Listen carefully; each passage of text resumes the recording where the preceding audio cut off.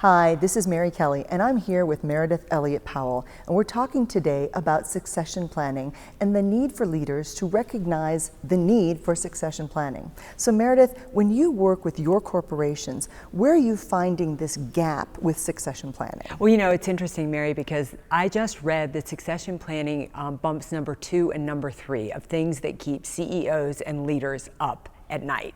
So I think the biggest gap that I'm finding is really everybody is void of these next level leaders. I think it's almost epidemic these days.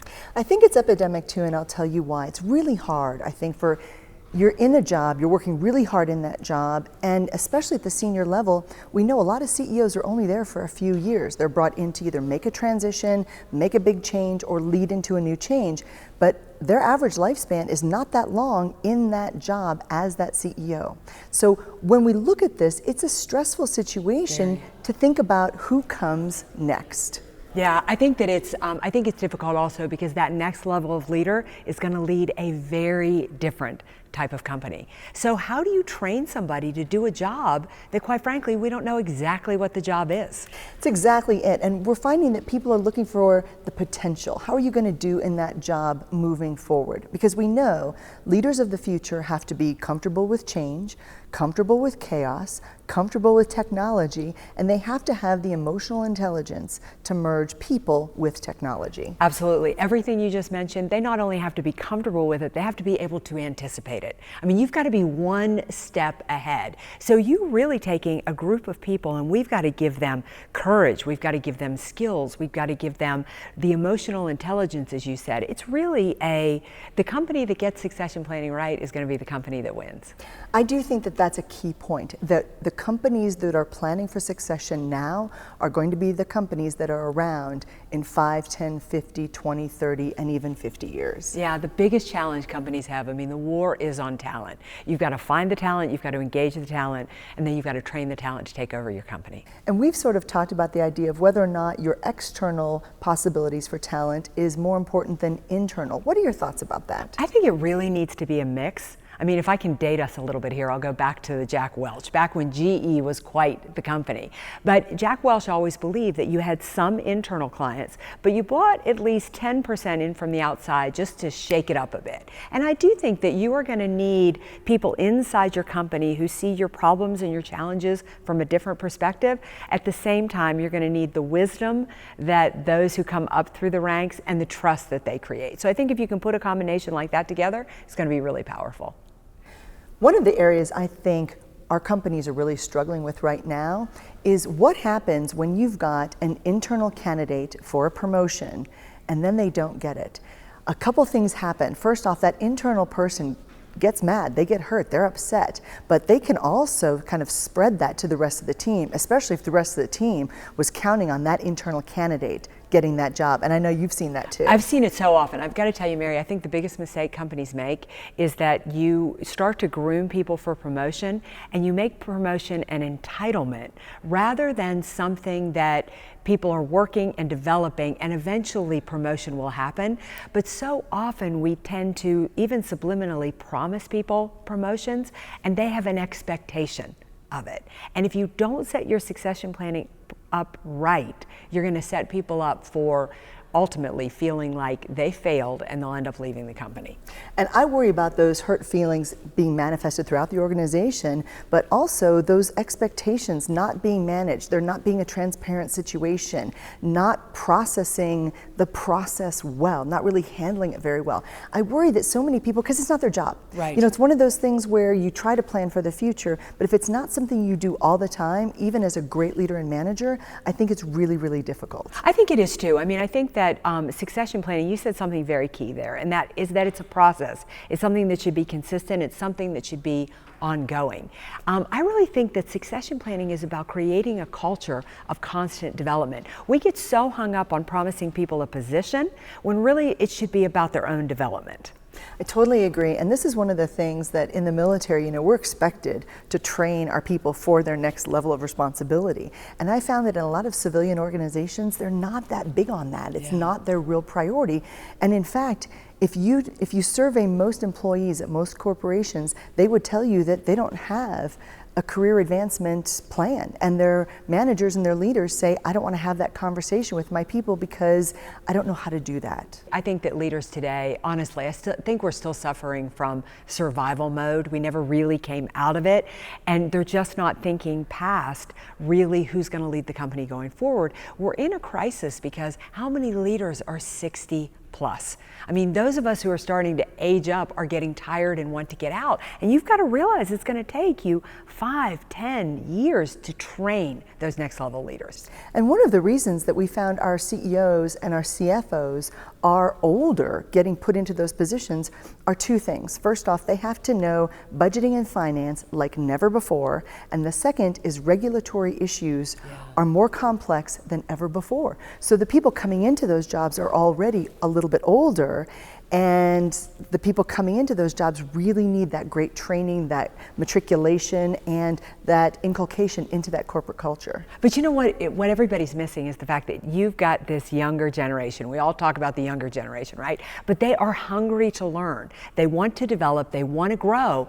You just have to have the plan in place for them. They are not going to figure it out on their own. You've got to develop them, but you've got a team of people that want to do it. I'm excited about the idea that we have a book that helps leaders and managers with succession planning, because in the past few years, we've noticed that so many of our organizations are really struggling with how to put the right people in place. You know, once you got the people on the bus, what seats do they take? And now you got new people getting on the bus. And now what do you do with those people? And is the bus going in the right direction? So we've put together this book called Who Comes Next? And this is leadership succession planning made easy so that our leaders and managers have a framework, a path, and a plan moving forward. Yeah, you know, we almost called it building your leadership bench, right? Because it really is about building that bench strength, having the leaders all the way down through your corporation. What I love about the book, though, is it's not just for that top line. Once you nail that top line, it's going to take you all the way down through, so you have succession at every level. And you know, that concept of having a succession plan in place for the organization moving forward is so important, not just to that person leaving and their successor, it's everybody else in the organization who is affected by that change in leadership. And that's board members, it's other employees, it's other C-level people, and most importantly, it's your customers and clients who deserve that kind of consistency. I think the businesses miss it so often, how important succession planning is to the external customers, to the people who are saying, wow, that company's going to be there, they've got a plan. Especially if you're in professional services, whether it's an attorney, whether it's an insurance company, a dental practice, or a medical practice, patients are starting to look at you, clients are starting to look at you and saying, how old are they? And if there's succession there, we feel comfortable, we feel like we're going to stay long term. I think a lot of this is about trust. Yes. You know, our clients and customers in the medical, in the dental, in the insurance, in the legal profession, they want to trust their provider. They want to trust their team. And if it looks like their team isn't going to be there for them, I think they have a right to be concerned. I would definitely agree with them. But you know what? We have a program. I mean, you read the book, and the book is going to tell you a lot about succession planning. But Mary and I have put together a year-long program that actually is going to take the heavy lifting off of you to really create your succession planning program. So Mary, start to tell us a little bit about the program. Well, this was an exciting project because, first off, we got to work together with some amazing people.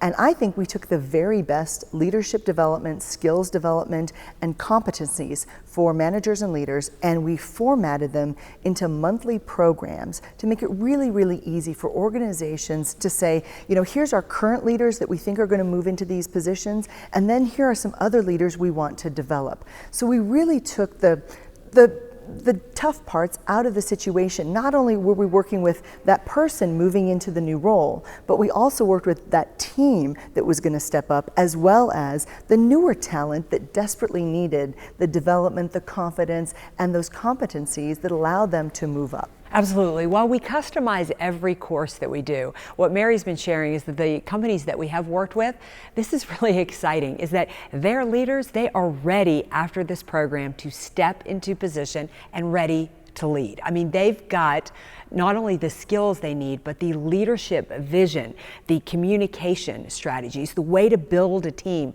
the ever important accountability. coaching skills, and then how to make the critical and strategic thinking decisions. One of the things I really loved that we did with especially that first group was we did assessments. Yes. We made sure to take data, and we took data points that allowed them to see their own development and move forward in the areas that was most critical and most important to them. And then we really focused the programs based on what their needs were at that particular time.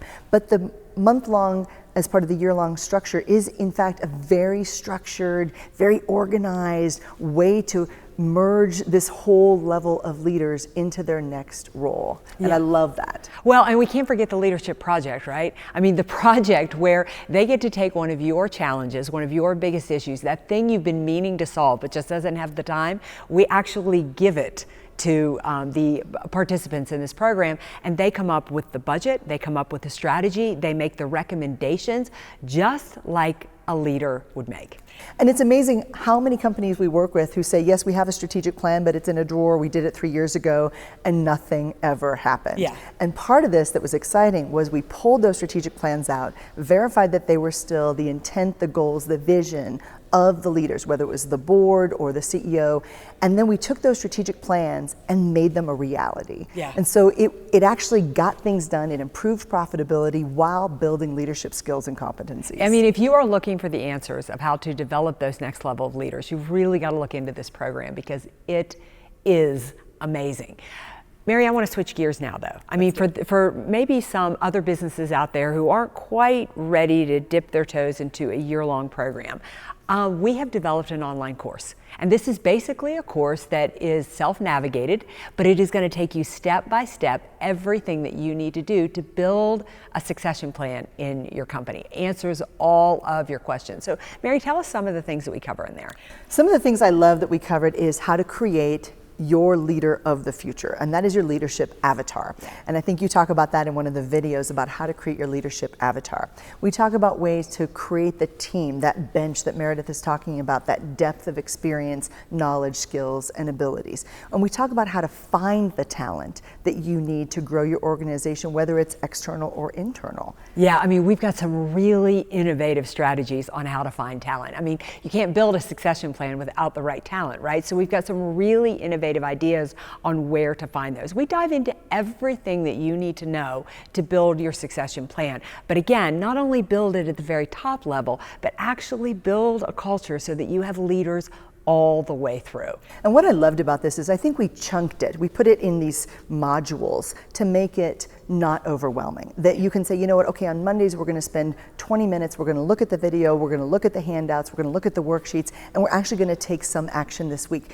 So it's not something that you have to commit an entire week at a time. Nobody has the time to do this. And we figured that out with, again, our prototypes, our corporations that were involved with us early, and we chunked it in a way to make it accessible and really manageable. And I'm proud of that. I'm really proud of that. I am too. And we have worksheets and handouts and all the transcripts from it. It's really, really an incredible online course. How do people find out about it? So we both got this on our websites, and mine is productiveleaders.com/succession-planning. Well, mine is Meridith Elliott Powell, and it is the same succession planning piece on there. You can also find us on all the social media sites. And Mary, what is your email if people wanted to reach out? I'm Mary at productiveleaders.com, and you are? Meridith at meridithelliotpowell.com. And I think we also have some free bonuses on both of these websites. I think we've got a webinar that was wildly popular. On succession planning. On succession planning. And then there was our list of succession planning questions, whether to figure out if you need this plan, this course, or any of the video series, or a consult with either one of us. And how about a succession planning assessment? See where you are on the succession planning strategy plan. You can download that as well. So if there's nothing else, you need to go to those websites to get the free downloads and the bonuses. And I think one of the things we also offered, wasn't it, that if somebody just wanted to call us and talk about this, that they can book that through either one of our sites, and one or both of us. Absolutely. So please reach out. We'd love to share more, but solve the ultimate problem that you have, succession planning.